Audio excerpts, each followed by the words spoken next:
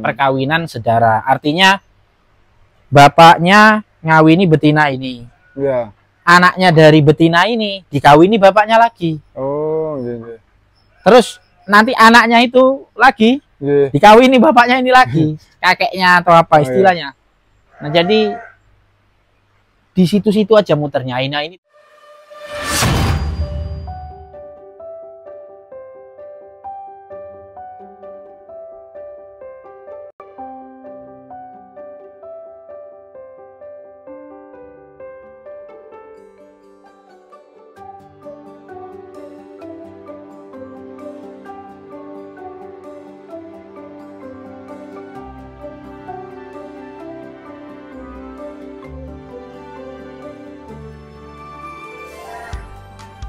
Bismillahirrahmanirrahim. Assalamualaikum warahmatullahi wabarakatuh. Waalaikumsalam warahmatullahi wabarakatuh. Ini di Sahabat Sapi masih bareng Mas Deka di Slawe Farm. Kali ini di kandang apa ini Mas Deka? Ini blok koloni Suffolk. Suffolk ya. Ini kok Full blood. agak gelap, kenapa Mas Deka ini? Kok dikasih ini? Ya, ini kita tutup biar anginnya enggak terlalu terlalu banter lah sementara ini, karena ini blok full blood itu masih penyesuaian. Penyesuaian gitu. Ada yang kemarin enggak banget. Nah, ini Suffolk ini yang masih dikembangkan ya. Belum untuk anak-anaknya belum terjual atau? Nah, untuk anak-anaknya ada juga, yang full blood juga sudah ada, yang F1 juga sudah ada, cuman belum memang dijual, belum dipasarkan karena populasinya masih sedikit teman-teman. Masih kita kembangkan lagi. Kalau sudah banyak kayak dorper kita lepas. Oke Mas Deka, ini Mas Deka kemarin ada pertanyaan tentang yang mungkin sudah menjadi apa ya, biasa ya di Indonesia peternak itu, tentang inbreeding gitu loh. Perkawinan sedara. Inbreeding. Itu kan di Indonesia apalagi peternak tradisional kan biasa ya, kayak misalnya anaknya sendiri ngawin boe atau kayak gitu. Itu kalau menurut Mas Deka dari segi keilmuan ternak lah, itu seperti apa sih untuk inbreeding ini Mas?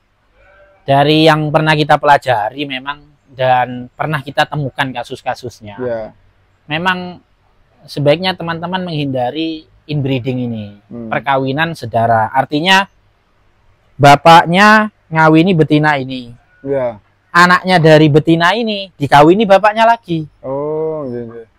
Terus nanti anaknya itu lagi dikawini bapaknya ini lagi, kakeknya atau apa istilahnya. Nah, jadi di situ-situ aja muternya. Nah, ini teman-teman, itulah inbreeding, perkawinan sedara itu tadi. Nah, temuan kasus yang pernah kami dapatkan dari teman-teman, kurang lebih kita rangkum jadi 3 lah minimal kalau ada efek dari inbreeding ini. Dan harapannya bisa teman-teman hindari seperti itu. Yang pertama, temuan kami ada kelahiran cempe dari domba itu yang tidak punya anus. Oh, jadi lahir tapi nggak ada anusnya. Nah, singkat cerita ternyata dari kita telisik dari sejarahnya ini terjadi kasus inbreeding. Jadi meskipun inbreeding ini tidak semuanya akan kayak gitu, tapi pasti ada kecacatan fisik saat lahir. Resiko kecacatan fisik saat lahir ini resiko dari perkawinan sedara di domba kambing. Nah, jadi teman-teman sebaiknya dihindari. Kami pernah akhirnya dilakukan coba operasi untuk membuka supaya ada anus. Operasinya lancar. Seminggu kemudian anaknya mati.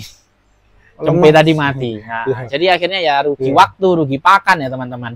Jadi kita hindari inbreeding tadi. Jadi resiko untuk ada yang cacat pada saat kelahiran. Itu yang pertama yang kita temui. Nah, dari literasi juga yang pernah kita pelajari itu, ini yang kedua, efek dari kalau misalnya terjadi inbreeding. Nah, itu kurang lebih nanti teman-teman akan menemukan suatu kasus tidak kasat mata, tetapi nanti terasa. Yakni tingkat kesuburan yang semakin menurun pada domba. Jadi, misalnya dia bisa sebenarnya berpotensi beranak 2, dia akan beranak 1. Yang kedua, bisa juga birahinya dia tuh lama. Jadi proses birahinya tuh harusnya siklus 40 hari bisa dikawinkan lagi itu nggak muncul-muncul untuk dia birahi tertarik dengan jantan, itu nggak. Nah, sehingga inbreeding ini efek yang kedua adalah adanya itu tadi proses apa ya istilahnya efek dari penurunan kesuburan reproduksi. Itu baik jantan maupun betina. Itu yang temuan kita yang kedua dari juga literasi yang juga kita baca sih. Nah, terus teman-teman yang ketiga juga efek dari inbreeding ini itu si anak ini pasti akan cenderung kecil. Kerdil gitu. Kerdil. Istilahnya ada yang bilang kecentet, kuntet atau kecil kerdil. Sebenarnya dari proses inbreeding ini sebenarnya. Mungkin kalau di Indonesia mungkin kayak kambing kacang gitu ya, Mas? Nah, kalau dulu di Indonesia kenapa kok kambing kacang itu per hari ini makin kecil? Ya soalnya koloninya ya itu aja. Si bapak ngawini anak, anak punya anak lagi dikawini si bapak. Terus siklusnya begitu. Nggak ada kambing lain atau domba lain yang baru sebagai pendatang untuk sebagai pemacek baru. Nah ini jadi inbreeding itu kalau kita himpun minimal ya ada 3 efek yang kita rasakan. Satu, resiko kecacatan saat lahir. Bahkan kemarin itu nggak ada anusnya. Ada juga yang cacatnya itu dari sisi bentuk fisik kaki. Lahirnya juga sudah ada kelainan. Yang kedua, resiko kesuburan. Reproduksi itu turun, akhirnya rendah. Nah, untuk yang ketiga dari pengalaman yang kita temukan itu tadi bodinya malah bukan makin besar, teman-teman. Terjadi penurunan. Harusnya pejantan bisa bobot 100 kilo. Anaknya padahal sama-sama istilahnya betinanya oke, performance jantannya juga oke, tapi karena inbreeding ini betina dari sumber anaknya si jantan tadi, nah itu anaknya kecil, jadi bisa dibilang kuntet. Makanya ketika teman-teman jangan kaget kalau ada full blood juga yang anaknya kecil. Terjadi ada. Ya hanya di lokal ya teman-teman. Kalau full blood itu ketemu inbreeding sebenarnya ya dia bukan dibilang kecil secara fisik, cuman dia nggak bisa nyampe sebagai bobot utama di kelasnya dia. Katakanlah Suffolk sampai 160, anaknya nggak bisa nyampe situ. Mungkin malah kayak anaknya bisa di 100 kilo saja. Padahal pakan bagus dan lain-lain. Nah, itu tadi inbreeding itu. Nah, gimana sebenarnya cara untuk menghindari? Ini teman-teman, satu, kalau teman-teman bisa usahakan mengetahui recording. Recording pencatatan sumber kambing ini datangnya dari mana, domba ini dari mana. Nah, kita tahu, oh ini track recordnya bapaknya si A. Berarti jangan sampai anaknya si A ini dikawini lagi sama pejantan si A. Nah, solusinya adalah dengan kadang bisa dicoba dengan kalau teman-teman mau mendatangkan pejantan baru yang tidak ada keterkaitan genetik dari genetik yang sama dari jantan tadi. Berarti kayak impor pejantan domba itu salah satu tujuan bisa menjadi solusi mendatangkan impor pejantan baru dari luar, baik full blood dan lain-lainnya itu sebenarnya justru untuk memang memperbaiki genetik yang mungkin dulu di Indonesia ini ya muter mula iku-iku ae yang dikawini. Sekarang hadir pejantan-pejantan baru yang lebih bagus untuk nanti anak-anaknya lebih bagus. Nah, memang ya itu manfaat dari impor itu. Cuman bagi teman-teman yang akhirnya secara ekonomi kayaknya nggak bisa menjangkau yang full blood harus impor, minimal solusinya datangkan pejantan baru yang memang tidak segalur atau tidak sama genetiknya yang sama istilahnya keturunannya dari pejantan sebelumnya. Kalau di peternakan kecil, Mas, untuk mencegah inbreeding, misalkan punya 1 jantan, 10 betina, itu untuk mencegah inbreeding itu seperti apa, Mas?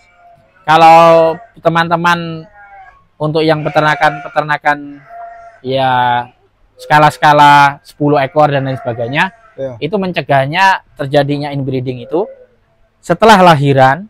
Anak-anak tadi jangan disilangkan lagi dengan pejantan yang awal. Bapaknya tadi. Bapaknya tadi lebih baik dijual untuk diganti rolling dengan pejantan bagus lagi. Bisa jadi dengan upgrade genetik. Oke, pejantannya tadi F1 Dorper. Sudah punya banyak anak nih. Jangan bapak ini lagi yang ngawini anaknya. Inilah inbreeding, persilangan saudara. Tapi jual aja pejantannya. Beli pejantan baru, bisa jadi peluang untuk upgrading juga. Beli pejantan yang F2 untuk menjadi pemacek di koloni tadi. Itu insya Allah dengan mengganti pejantan dengan pejantan baru itu solusi untuk mencegah terjadinya inbreeding tadi. Oh, jadi yang ketika anaknya udah besar atau gimana diganti jantan gitu ya? Iya, bisa. Untuk anak-anak tadi dijual bisa. Atau pejantan yang utama tadi dijual. Kalau misalnya teman-teman punya, ada juga yang nggak dijual pejantan utama, tapi dikolonikan dengan betina baru lain. Kalau memang teman-teman punya, ya ada modal yang cukup lah. Misalnya di blok A, oke, ini betina kita pasang 20 ekor, jebret sudah beranak semua. Pejantan yang di blok A tadi, yang ngawini betina ini, kita pindah rolling ke blok B dengan betina baru, gitu. Nah, untuk pejantan yang tadinya awalnya di B, bisa dipindah nanti setelah lepas sapi semua beres, dia akan mengawini lagi betina di blok A. Syaratnya itu tadi, yang memang kita tahu track record pejantan ini bukan pejantan yang memang inbreeding, tetapi dari asal muasal keturunan yang memang berbeda. Itu untuk mencegah inbreeding, teman-teman. Iya, teman-teman kalau bisa dihindarilah inbreeding. Karena untuk peternakan nanti efek-efeknya itu tadi. Ya, memang ada beberapa yang inbreeding bagus ya, ada ya Mas ya? Ada. Ada inbreeding bagus itu ada. Kemarin ada juga teman yang nge-share bagaimana pertumbuhan bobotnya padahal inbreeding. Tapi tetap kalau untuk sebagai nanti bibitan, untuk digunakan sebagai pemacek, pasti terjadi penurunan. Sebagus apapun pertumbuhannya, bisa jadi pertumbuhannya tidak akan seperti pejantan aslinya. Atau yang kedua, dia akan ke tingkat kesuburannya dan lain-lain, pasti ada minusnya sebenarnya. Nah, ini kita hindari kalau kita memang ingin beternak domba-domba atau kambing-kambing unggul. Seperti itu. Nah, berarti itu juga jawaban ya kenapa dari dulu itu kayak domba-domba lokal kita makin kecil sama kambing itu ya ngawin ternyata mutek ya. Iya. Jadi pasokan di dalam negeri sendiri cuman itu saja betina dan jantannya. Tidak ada pembaruan seperti sekarang ini. Dari luar. Nah, sehingga itulah yang menyebabkan terjadinya inbreeding. Kakeknya dari sini lahir anaknya dikawini oleh pejantan yang dari jalur kakeknya ini tadi. Jadi muter aja akhirnya. Kalau kita lihat ya terjadi malah terjadi penurunan genetik. Jadi bukan malah keunggulan genetik tadi. Sementara kita mau beternak kan mengambil keunggulan secara genetik tadi itu. Nah, itu. Ada tambahan lain mungkin Mas Dika tentang inbreeding? Untuk sebisa mungkin teman-teman hindari. Karena inbreeding ini intinya lebih baik kita hindari. Kalau misalnya teman-teman ada yang menganggap inbreeding itu masih bagus bobotnya, nggak apa-apa. Mungkin untuk mengejar pokoknya dia gemuk, habis itu disembelih, jadi sate nggak masalah. Potong ya. Jadi kuliner domba. Masuk ke kuliner domba nggak apa-apa, karena dia inbreeding tapi dia sudah gemuk, syarat untuk dipotong sudah oke, ya nggak masalah. Tapi berakhirnya di pemotongan, bukan untuk melahirkan anak-anak yang unggul lagi. Nah, kalau mau gunakan anak-anak unggul lagi, pastikan jangan sampai inbreeding, supaya anak-anak generasi cempe-cempenya nanti lebih bagus dan semakin bagus. Intinya seperti itu. Oke, terima kasih Mas Dika untuk edukasinya hari ini. Ini waktunya mau makan ya Mas Dika? Iya, betul. Sore ya. Jadi ngembek-ngembek ini di kandang Selawe. Kita tutup dulu akhir kata. Assalamualaikum warahmatullahi wabarakatuh. Waalaikumsalam warahmatullahi wabarakatuh.